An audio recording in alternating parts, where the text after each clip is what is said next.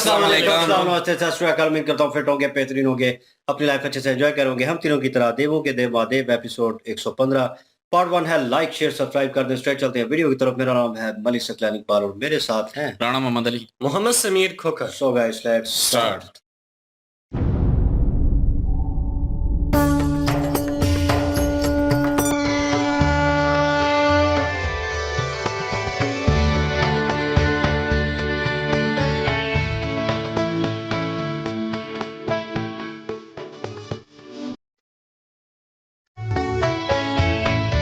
देव राजेंद्र, रति और कामदेव के साथ आपका कैलाश में स्वागत है। आप तीनों का एक साथ आने का कारण? आपके और सती माता के मिलन हेतु। इस कार्य के लिए आपको प्रेरित करने का दायित्व नारायण ने हमें सौंपा है। इस शुभ अवसर पर कामदेव और रति, आप दोनों के मिलन हेतु हिमालय को अलंकारित करने के लिए आपकी आज्ञा की प्राप्ति है। आज्ञा है इंद्रदेव।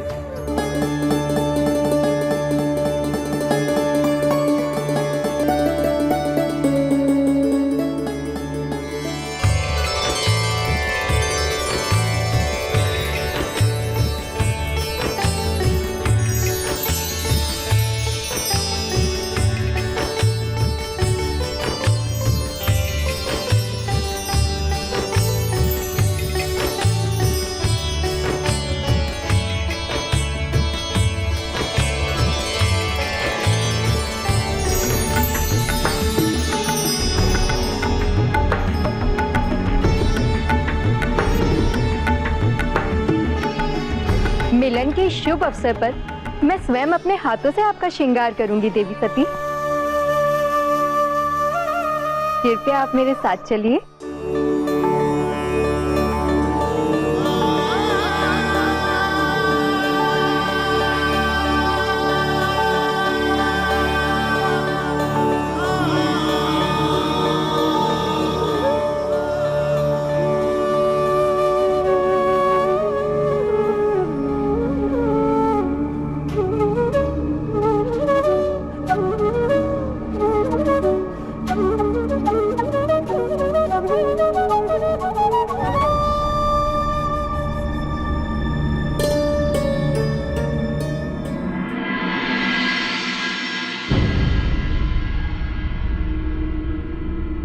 मेरी सती,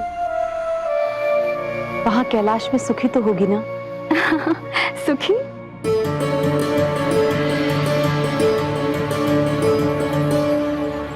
माँ, इस सृष्टि की हर सुहागन को सती जैसे ससुराल की अभिलाषा होती होगी।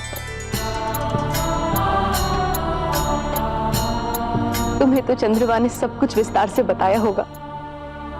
मुझे बताओ ना, सती कैसी है, क्या करती है वो वहां? मुझे बताओ रोहिणी। माँ, आपकी सती इस जगत की स्वामिनी बन चुकी है। महादेव की अर्धांगिनी, देवताओं और देवियों का सानिध्य प्राप्त है उसको। आप कल्पना कर सकती हैं कैलाश में उसके स्वागत के लिए कौन कौन उपस्थित था? स्वयं माता लक्ष्मी, भगवान विष्णु और ब्रह्मदेव। और सबसे महत्वपूर्ण बात तो यह है कि भगवान महादेव अपनी तपस्या और अपने नित्य कर्म के चलते हुए भी सती को अपनी पलकों पर बिठा के रखते हैं। इस संसार में किसी भी पत्नी के लिए अपने पति के प्रेम से बढ़कर और कोई सुख हो सकता है भला? आप जानते हैं कि सती और शिव की सुहागरात का प्रबंध कौन कर रहा है? कौन? स्वयं कामदेव और रति। अहो भाग्य। कठोर वातावरण वाले कैलाश को भी प्रकृति की सर्वोत्तम ऋतु से उन्मत्त किया जा रहा है। ऐसे मिलन का उन्माद कितना मादक, कितना अद्भुत होगा माँ। ऐसा सौभाग्य किसको प्राप्त होता है माँ? हे नारायण, मेरे सती के जीवन में हर्षोल्लास और ऐश्वर्य सदा स्थायी रहे, सदा स्थायी रहे।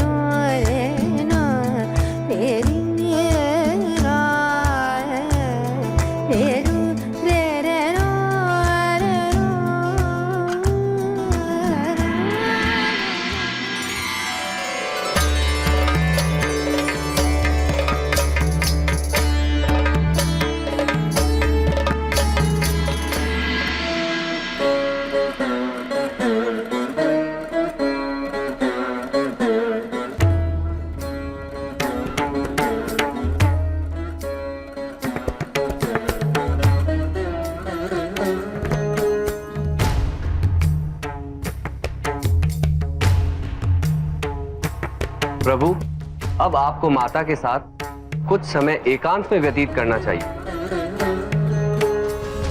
हम तब तक आपसे विदा लेने की आज्ञा चाहते हैं। आज्ञा है।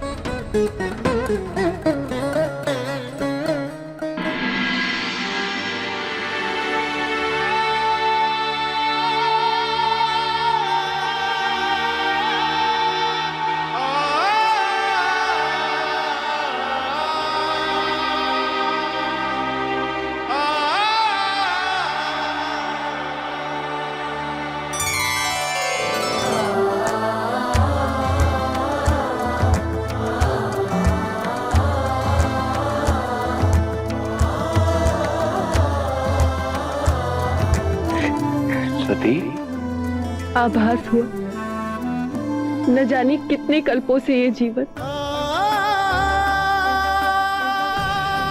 इस क्षण के लिए ललायित था। प्रतीक्षा की मेघ बरसने को तरस रहे थे, और आज जब बरसे हैं, तो बीते हुए जीवन के हर कष्ट, हर यातना सुख की अनुभूति दे रहा है।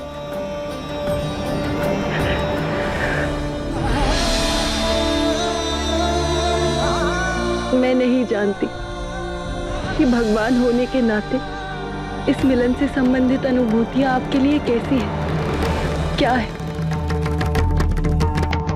किंतु मैं इतना अवश्य जानती हूँ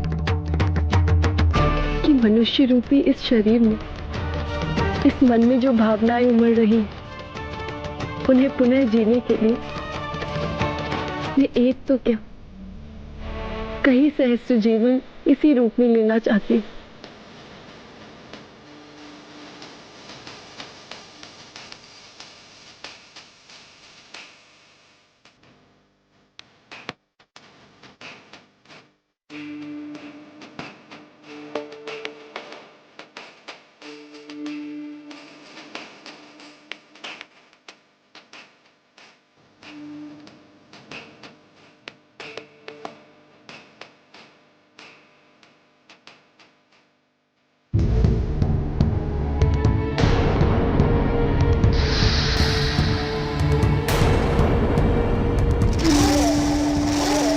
स्वर्ग में रहने वालों, हमारे युद्ध की घोषणा सुनाई नहीं देती तुम्हें? या बहरे हो गए हो सब के सब? यदि युद्ध करने का साहस नहीं है तो स्वर्ग हमें सौंप के हमारे दास दासी बन जाओ। तुम सबको जीवन दान दे दिया जाएगा, अन्यथा स्वर्ग के अंदर घुस के मारेंगे।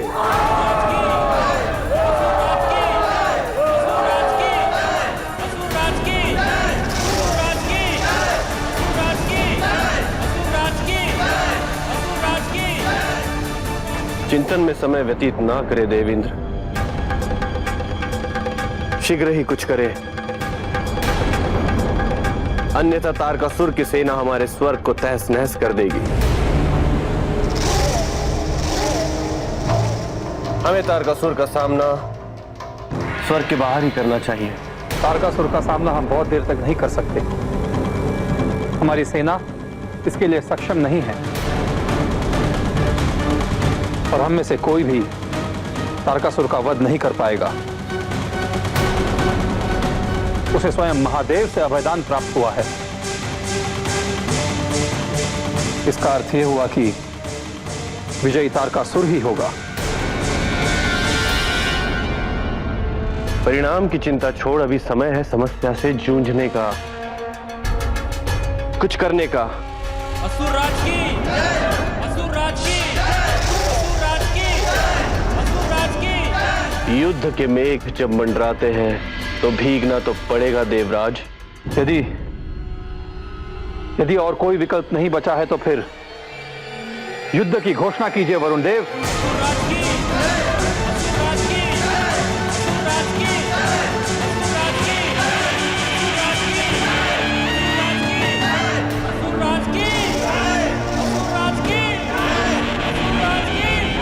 असुर राज की। जी यहाँ पे कामदेव और उनकी पत्नी आई हैं जी कैलाश पर्वत पर, और सती जी और शिव जी की आज स्वागरात है, तो उस हवाले से वो तैयारियां कर रहे हैं और कैलाश पर्वत को उन्होंने खूबसूरत बना दिया है, सजा दिया है। और यहाँ पे जो कामदेव जी की पत्नी है, उन्होंने खुद कहा है सती जी से कि आपका श्रृंगार तो मैं खुद अपने हाथों से करूंगी। और जब सती जी को वो तैयार करके लेकर आई हैं तो बहुत ही खूबसूरत सती जी लग रही थी। और सती जी जब शिव जी के पास आई हैं तो वो खूबसूरत एहसास जिसको उन्होंने फील किया है, इस खूबसूरत एहसास के लिए उन्होंने बहुत कठिनाइयां देखी हैं। अपने परिवार में काफी ज्यादा मुश्किलात सती जी ने देखी हैं, और उन सारी कठिनाइयों को पार करने के बाद जब सच्चा प्रेम मिलता है तो फिर जो सोल होती है, जो आत्मा होती है, वो भी खुशगवार हो जाती है, वो भी इस तरह से खूबसूरत हो जाती है। यहाँ पे सती जी शिव जी को यही कह रही हैं कि इस खूबसूरत एहसास को लेकर अगर मैं बात करूं तो मैं चाहती हूं कि मेरी ये विश है कि जब भी मेरा जन्म हो तो आपके साथ ही मेरा विवाह हो, आपके साथ ही मेरा मिलन हो। तो वो शिव जी की अर्धांगिनी है, मिलन तो उनके साथ ही हर दफा उनका होगा।